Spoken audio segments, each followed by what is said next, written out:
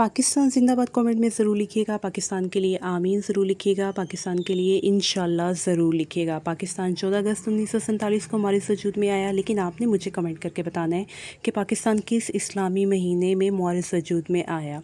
पाकिस्तान का नाम कल भी ज़िंदा था, पाकिस्तान का नाम आज भी ज़िंदा है और इंशाल्लाह रहती दुनिया तक पाकिस्तान का नाम हमेशा ज़िंदा रहेगा। पाकिस्तान का ख्वाब जिसने देखा, बहुत बड़ा ख्वाब देखा।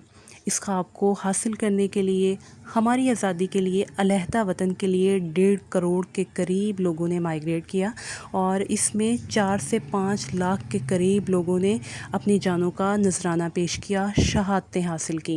ये तो 4-5 लाख के करीब मैं कह रही हूँ। अगर हम हिस्ट्री उठा के पढ़ते हैं तो यार पता नहीं कितने लोगों ने अपनी जानों का नजराना पेश किया, जिसमें छोटे बड़े बुज़ुर्ग बच्चे ख़वातीन सब शामिल थे।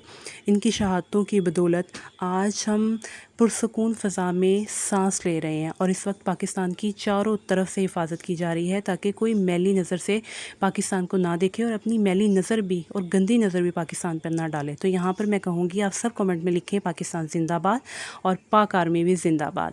वीडियो को कंप्लीट वॉच करें, वीडियो को लाइक करना, शेयर करना, ज़्यादा से ज़्यादा रिपोस्ट करना और मेरे अकाउंट को फॉलो करना नहीं भूलना।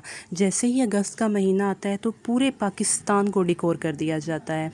यानी आप पाकिस्तान के रोड्स को देख लो, मॉल्स को देख लो, स्कूल्स में देख लें, बैंक में देख लें, ऑफिस में देख लें, इवन आप जहां मर्ज़ी चले जाएं आपको हर तरफ झंडे झंडियाँ ग्रीनरी नज़र आएगी। यानी सब अपने अपने लिहाज से, अपने अपने तरीके से पाकिस्तान को खराज तहसीन पेश कर रहे होते हैं। तो यहाँ पर मैं आप सबसे रिक्वेस्ट करूँगी कि अपने बच्चों को पाकिस्तान की हिस्ट्री के बारे में बताएँ और 14 अगस्त वाले दिन आपने उनके लिए नफल नमाज का एहतमाम ज़रूर करना है। वीडियो अच्छी लगे तो ज़्यादा से ज़्यादा लाइक करें।